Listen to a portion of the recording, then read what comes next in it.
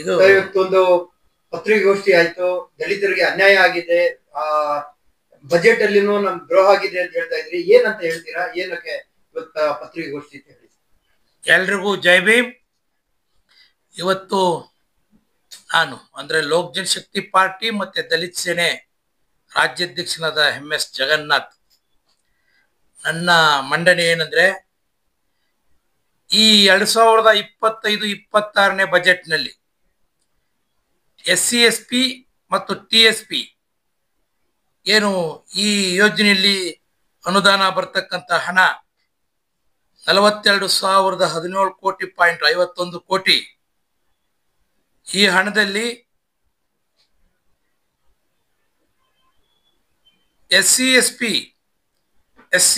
SCಗಳಿಗೆ 29,991.69 ಮತ್ತೆ TSPಗೆ 12,025.82 ಇಷ್ಟು ಹಣ ಹಂಚಿಕೆ ಆದರೆ ಸಿಗುವಂತ ಅವ್ರಿಗೆ ಫಲಾನುಭವಿಗಳಿಗೆ ದೊರಕತಕ್ಕಂಥ ಹಣ.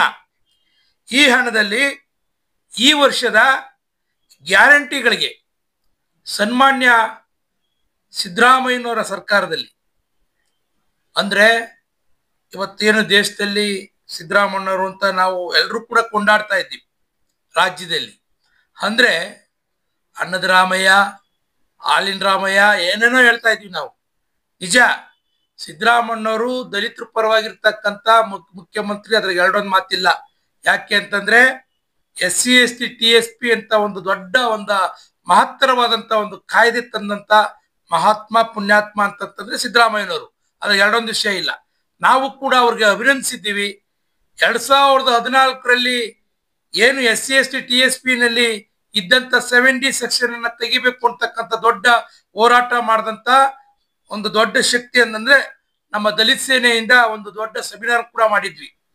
ಪ್ರಥಮವಾಗಿ ರಾಜ್ಯದಲ್ಲಿ ಮಾಡಿದಂಥದ್ದು ದಲಿತ ಸೇನೆ, ಅದು ನನ್ನ ಅಧ್ಯಕ್ಷತೆಯಲ್ಲಿ ಪ್ರಥಮವಾಗಿ. ಅದಾದ ನಂತರ ನೂರಾರು ಚಳುವಳಿಗಳಾದವು. ಅದಾದ ನಂತರ ಸಿದ್ದರಾಮಯ್ಯ ಸಾಹೇಬರು ಮೊನ್ನೆ ಬೆಳಗಾಂ ಅಧಿವೇಶನದಲ್ಲಿ, ಚಳಿ ಅಧಿವೇಶನದಲ್ಲಿ ಅದನ್ನ ರದ್ದು ಮಾಡಿದಂಥದ್ದು ಬಹಳ ದೊಡ್ಡ ಸಂತೋಷ ಸುದ್ದಿ ನಾಡಿಗೆ. ಆದ್ರೆ ಇವತ್ತಿನ ದಿವಸದ ಈ ವರ್ಷದ ಗ್ಯಾರಂಟಿ ಯೋಜನೆಗಳಿಗೆ ಏನು ಬಾಬಾ ಸಾಹೇಬ್ ಅಂಬೇಡ್ಕರ್ ಅವರು ಕಂಡಂತ ಕನಸು ನನಸಾಗಬೇಕು, ಅವರ ಆಶಯಗಳನ್ನ ಈಡೇರಿಸಬೇಕು ಅಂತಕ್ಕಂಥ ಮಾತನ್ನ ಹೇಳಿ, ನಮ್ಮ ಸರ್ಕಾರದಲ್ಲಿ ಈಗಿರ್ತಕ್ಕಂಥ ಕಾಂಗ್ರೆಸ್ ಸರ್ಕಾರದಲ್ಲಿ ಗೆದ್ದಂತ ಮಂತ್ರಿಗಳನ್ನ ಮುಂದಿಟ್ಕೊಂಡು, ಅಂದ್ರೆ ಆ ಮಂತ್ರಿಗಳಿಗೂ ಕೂಡ ಬೀಗ ಹಾಕಿ ಎಲ್ಲಾ ಮಿನಿಸ್ಟರ್ಗಳು ಸೇರಿ ಕೂತ್ಕೊಂಡು ಅವರ ಮುಖಾಮುಖಿ ಚರ್ಚೆ ಮಾಡಿ, ಈಗ ದಲಿತರು ವಾಯ್ಸ್ ಮಾಡ್ಬೋದು, ಲೀಡರ್ಗಳು ವಾಯ್ಸ್ ಮಾಡ್ಬೋದು, ಸಂಘ ಸಂಸ್ಥೆಗಳು ವಾಯ್ಸ್ ಮಾಡ್ಬೋದು, ಅದೆಲ್ಲವೂ ಕೂಡ ನೀವೇ ಬಗೆಹರಿಸ್ಬೇಕು ಅಂತಕ್ಕಂಥದ್ದನ್ನ ಹೇಳಿ, ಅವ್ರು ಯಾರು ಕೂಡ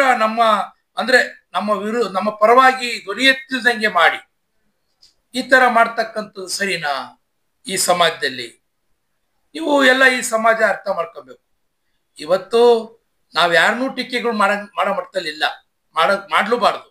ಆದ್ರೆ ಇವತ್ತು ಈ ಪ್ರಶಸ್ತ ಸಾಲಿನಲ್ಲಿ ಏನ್ ಈ ವರ್ಷದ ಗ್ಯಾರಂಟಿ ಯೋಜನೆಗಳಿಗೆ 11,896.89 ಕೋಟಿ ಹಣ ತಗೊಂತಾ ಇದ್ದೀರಿ. ಇದು ಧರ್ಮ ಇದೆಯಾ?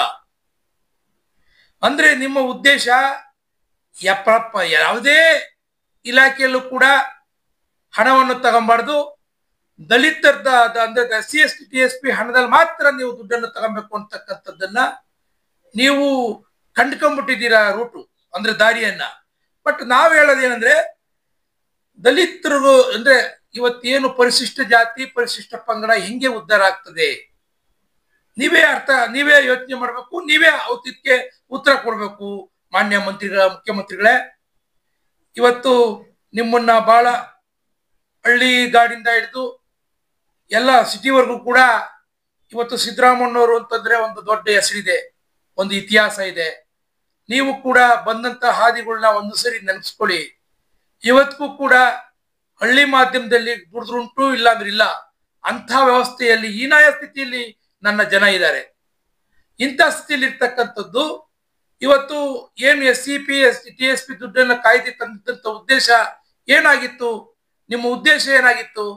ದಲಿತರನ್ನ ಆರ್ಥಿಕವಾಗಿ ಸಬಲೀಕರಣ ಮಾಡ್ಬೇಕು ಅಂತ ಒಂದು ದೊಡ್ಡ ಆಶಯ ಇಟ್ಕೊಂಬಂದಂತ ನೀವುಗಳು ಇವತ್ತು ಇದೇ ದುಡ್ಡನ್ನ ನಾವು ಅನ್ಯ ಅಂದ್ರೆ ಗ್ಯಾರಂಟಿ ಯೋಜನೆಗಳಿಗೆ ಏನು ಯೂಸ್ ಮಾಡ್ಕೊತೀವಿ ಅಂತಕ್ಕಂಥದ್ದು ಹೇಳೋದು ಎಷ್ಟರ ಮಟ್ಟಿಗೆ ಸರಿ? ನೀವೇನಾದ್ರೂ ದುಡ್ಡು ಕೊಡ್ಲಿಲ್ಲ ಅಂದ್ರೆ ದಲಿತರನ್ನ ಉದ್ಧಾರ ಮಾಡ್ಲಿಲ್ಲ ಅಂದ್ರೆ ಇದು ಬೇರೆ ಯಾರು ಮಾಡ್ಲಿಲ್ಲ, ಮಾಡಕ್ಕಾಗಲ್ಲ. ನೀವೇ ಹೀಗೆ ಮಾಡಿದ್ರೆ ಹೇಗೆ? ನಾವು ಕೈ ಮುಡಿದು ಕೇಳ್ತಾ ಇದ್ದೀವಿ, ದಯವಿಟ್ಟು ನಮ್ಮ ಪರಿಶಿಷ್ಟ ಜಾತಿ ಪರಿಶಿಷ್ಟಗಳ ಪಂಗಡದ ಏನು ಮಂತ್ರಿಗಳಿದ್ದೀರಿ ಅವರೆಲ್ಲರೂ ಕೂಡ ಸನ್ಮಾನ್ಯ ಮುಖ್ಯಮಂತ್ರಿಗಳಿಗೆ ಮನವೊಲಿಸಿ ನಮ್ಮ ಹಣವನ್ನ ಏನು SC/ST ಮೀಸಲಿಟ್ಟ ಹಣವನ್ನ ಸಂಪೂರ್ಣವಾಗಿ ಪರಿಶಿಷ್ಟ ಜಾತಿ ಪರಿಶಿಷ್ಟ ಪಂಗಡಗಳಿಗೆ ಅವ್ರಿಗೆ ತಲುಪುವಂತ ಕೆಲಸ ನಡೀಬೇಕು. ಈಗ ST ಮಂತ್ರಿಗಳು ಯಾರಿದ್ದಾರೆ, SCಗಳ ಮಂತ್ರಿಗಳು ಯಾರಿದ್ದಾರೆ, ನೀವು ಸಂಪೂರ್ಣ ಜವಾಬ್ದಾರಿ ತಗೊಂಡು ಅವ್ರಿಗೆ ಮನವೊಲಿಸಿ ಸಮಾಜಕ್ಕೆ ಒಂದು ಒಳ್ಳೆ ಮೆಸೇಜ್ ಅನ್ನ ಕೊಡೋ ಮುಖಾಂತರ ನಿಮ್ಮ ಸರ್ಕಾರದಲ್ಲೂ ಕೂಡ ಕಾಂಗ್ರೆಸ್ ಸರ್ಕಾರದಲ್ಲೂ ಕೂಡ ನಾವು ಒಳ್ಳೇದ್ ಮಾಡಿದ್ದೀವಿ, ನಾವು ಕೂಡ ದಲಿತರ ಪರವಾಗಿ ಇದ್ದೀವಿ, ದಲಿತರನ್ನ ದಮನ ಆಗ್ಲಿಕ್ಕೆ ನಾವು ಬಿಡಲ್ಲ, ಅದು ಯಾವುದೇ ಕಾರಣಕ್ಕೂ ಕೂಡ ನಾವು ಆರ್ಥಿಕವಾಗಿ ನಿಮ್ಮನ್ನ ಸಬಲೀಕರಣ ಮಾಡ್ತೀವಿ ಅಂತಕ್ಕಂಥದನ್ನ ಮಾತನ್ನ ಹೇಳಿ ನೀವು ಪಣ ತೊಡಬೇಕು ಅಂತಕ್ಕಂಥ ಮಾತನ್ನ ನಾನು ಮಂತ್ರಿಗಳಾದಂತ ತಮ್ಮೆಲ್ಲರಿಗೂ ಕೂಡ ವಿನಂತಿ ಮಾಡ್ತೀನಿ. ಇವತ್ತೇನು ಅನ್ನಭಾಗ್ಯ ಯೋಜನೆಗೆ ಒಂದಷ್ಟು ದುಡ್ಡು, ಯುವ ನಿಧಿಗೆ ಒಂದಷ್ಟು ದುಡ್ಡು, ಶಕ್ತಿಗೆ ಒಂದಷ್ಟು ದುಡ್ಡು, ಗೃಹ ಜ್ಯೋತಿಗೆ ಒಂದಷ್ಟು ದುಡ್ಡು, ಗೃಹಲಕ್ಷ್ಮಿಗೆ ಒಂದಷ್ಟು ದುಡ್ಡು, ಇವೆಲ್ಲವೂ ಕೂಡ ನೀವು ನಮ್ಮ ಇಲಾಖೆಯಲ್ಲಿ ಅಂದ್ರೆ ನೆಪವಡ್ಡಿ ಹೊತ್ಕೊಂಡು ಹೋಗೋದಿದೆಯಲ್ಲ, ಈಗ ಬಲಗೈಗೆ ಕೊಟ್ಟಿ ಎಡಗೈಲಿ ಕಿತ್ಕೊಳ್ಳುವಂಥದ್ದು ಇದೆಯಲ್ಲ, ಆ ಮಗುವನ್ನು ತೂಗಿ ತಿಗವನ್ನು ಚುಟ್ಟುವಂತ ಕೆಲಸ ಇದೆಯಲ್ಲ, ಅದಾಗಬಾರ್ದು. ಹುಂಡಿಯನ್ನು ಚುಟ್ಟುವಂತ ಕೆಲಸ ಆಗ್ಬಾರ್ದು. ನೀವು ದಯಮಾಡಿ ದಲಿತರನ್ನ ಉದ್ಧಾರ ಮಾಡುವಂತ ನೀವುಗಳು, ನೀವು ಈ ರಾಜ್ಯದ ಚುಕ್ಕಾಣಿ ಹಿಡ್ದಿರದೆ ನಾವು ಇಲ್ಲಿ ಎಲ್ಲಾ ಜಾತಿ ವರ್ಗ ಧರ್ಮವನ್ನ ಒಂದು ಮಾಡ್ತೀವಿ, ಇಲ್ಲಿ ಸಮಾನತೆಯನ್ನ ತರ್ತೀವಿ, ಸಮಾಜವನ್ನ ಪರಿವರ್ತನೆ ಮಾಡ್ತೀವಿ.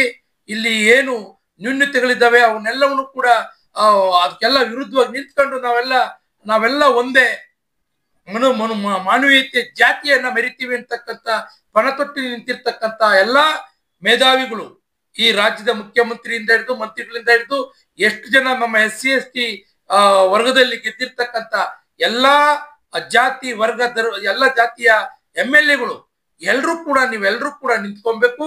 ನೀವೆಲ್ಲ ನಿಂತ್ಕೊಂಡು ಈ ದುಡ್ಡನ್ನ ನೂಪೋಲ್ಸ್ ಅಂದ್ರೆ ಎಲ್ಲೂ ಹೋಗ್ದಂಗೆ ತಡಿಬೇಕು. ಆ ತಡೆಯುವಂತ ಕೆಲಸ, ಆ ಶಕ್ತಿ ನಿಮ್ಮಲ್ಲಿ ಇದೆ. ಖಂಡಿತವಾಗಿಯೂ ಕೂಡ ಬಾಬಾ ಸಾಹೇಬ್ ಅಂಬೇಡ್ಕರ್ ಅವರ ಕನಸನ್ನ ನನಸು ಮಾಡದೇ ನಿಜ ಆದ್ರೆ, ಅಥವಾ ದಲಿತರ ಪರವಾಗಿ ಇರ್ತಕ್ಕಂಥ ಸರ್ಕಾರ ನಿಜ ಆದ್ರೆ, ಖಂಡಿತವಾಗಿಯೂ ಕೂಡ ಈ ದುಡ್ಡನ್ನ ದಲಿತರಿಗೆ ಸಮರ್ಪಕವಾಗಿ ದಕ್ಕುವಂತ ಕೆಲಸ ಮಾಡಬೇಕು. ಆರ್ಥಿಕವಾಗಿ ಸಬಲತೆ ಅಂದ್ರೆ ಆರ್ಥಿಕವಾಗಿ ಮೇಲೆತ್ತಂತ ಕೆಲಸ ನಮ್ಮ ಈ ಸರ್ಕಾರದಲ್ಲಿ ಆಗ್ಬೇಕು. ಈ ಒಂದು ವೇಳೆ ಈ ಸರ್ಕಾರದಲ್ಲಿ ಈ ಹಣವನ್ನ ಏನಾದ್ರೂ ದುರ್ಬಳಕೆ ಆಗಿತ್ತೆ ಆದ್ರೆ, ಅಥವಾ ಇವತ್ತು ಎಲ್ಲಾ ಯೋಜನೆಯಲ್ಲೂ ಕೂಡ ನಮ್ಮ SC/STಗಳು ಇಲ್ವಾ, ಅವ್ರಿಗೂ ಕೂಡ ಕೊಡ್ತೀವಿ, ಅವ್ರಿಗೂ ತಲುಪ್ತದೆ ಅಂತಕ್ಕಂಥದ್ದನ್ನ ತಾವೆಲ್ಲರೂ ಹೇಳ್ತಾ ಇದ್ದೀರಿ. ನಿಜ, ನಾವ್ ಎಷ್ಟು ಜನ ಫಲಾನುಭವಿಗಳಾಗ್ತೀವಿ, ಈ ದುಡ್ಡು ನಮ್ಮ SC/STಗಳಿಗೆ ಕೊಡೋದಾದ್ರೆ ನಾವೇನು ಅಭ್ಯಂತರ ಮಾಡ್ತಿದ್ವೋ ಇಲ್ವೋ ಗೊತ್ತಿಲ್ಲ. ಆದ್ರೆ ಈ ದುಡ್ಡು ಎಲ್ಲಾ ಜಾತಿ ವರ್ಗಕ್ಕೂ ಹೋಗ್ತಕ್ಕಂಥದ್ದು ಇದೆಯಲ್ಲ, ಅದು ಬಹಳ ದುರಂತಕಾರಿಕ ಒಂದು ವಿಷಯ ಅಂತಕ್ಕಂಥದ್ದನ್ನ ನೀವು ಅರ್ಥ ಮಾಡ್ಕೋಬೇಕು. ಈಗ ನಮ್ಮ ಈ 11,000 ಕೋಟಿ, ಅದು ಹೆಚ್ಚು ಕಮ್ಮಿ 12-13 ಸಾವಿರ ಕೋಟಿ ಆ ದುಡ್ಡಿದ್ರೆ ಎಷ್ಟು ಕುಟುಂಬಗಳನ್ನ ನೀವು ಮೇಲೆ ಎತ್ತಬಹುದು ಅಂತಕ್ಕಂಥದ್ದನ್ನ ನೀವು ಅರ್ಥ ಮಾಡ್ಕೋಬೇಕು. ಇವತ್ತು ಎಲ್ಲಾ ನಿಗಮ ಮಂಡಳಿಗಳಿಗೆಲ್ಲ ಒಂಥರ ದಿವಾಳಿ ತರ ಆಗಿದ್ದಾವೆ. ಅಲ್ಲಿ ದುಡ್ಡೇ ಇಲ್ಲ, ಯಾವ ಲೋನ್ ಹಾಕಿದ್ರು ದುಡ್ಡಿಲ್ಲ, ಯಾವ ಅಭ್ಯರ್ಥಿಗಳೆಲ್ಲ ಬರೀ ಕ್ಯೂನಲ್ಲಿ ನಿಂತ್ಕೊಬೇಕೆ ಹೊರತು ಏನೋ ಒಂದಷ್ಟು 5% 10% ಕೊಟ್ಬಿಟ್ಟು ಇನ್ನು 90% ಉಳಿಸೋದಿದೆಯಲ್ಲ, ಖಂಡಿತವಾಗಿ ಕೂಡ ಇದು ಸಮಾಜದ ಏಳ್ಗೆ ಕೆಲಸ ಅಲ್ಲ. ಹಾಗಾಗಿ ದಯವಿಟ್ಟು ಇವತ್ತು ಏನು ನಮ್ಮ ರಾಹುಲ್ ಗಾಂಧಿ ಅವರು ಏನು ರಾಜ್ಯಕ್ಕೆ ನಾಳೆ ಬರ್ತೀವಿ ಅಂತ ಮೆಸೇಜ್ ಕೊಟ್ಟಿದ್ರು, ನಾವು ಕೂಡ ಇವತ್ತು ಒಂದು ಪ್ರೆಸ್ ಮೀಟ್ ಕೂಡ ಮಾಡಿದ್ವಿ. ರಾಹುಲ್ ಗಾಂಧಿ ಅವರು ಕಾರಣಾಂತರಗಳಿಂದ ಬರ್ತಾ ಇಲ್ಲ, 8ನೇ ತಾರೀಕು ಬರ್ತದೆ ಅಂತಕ್ಕಂಥ ಸುದ್ದಿ ಇದೆ. ದಯಮಾಡಿ ಮುಂದೆ ಆಗಬಹುದಾದಂತ ಹೋರಾಟಗಳಿಗೆ ನೀವು ಒತ್ತು ಕೊಡಕ್ ಹೋಗ್ಬೇಡಿ.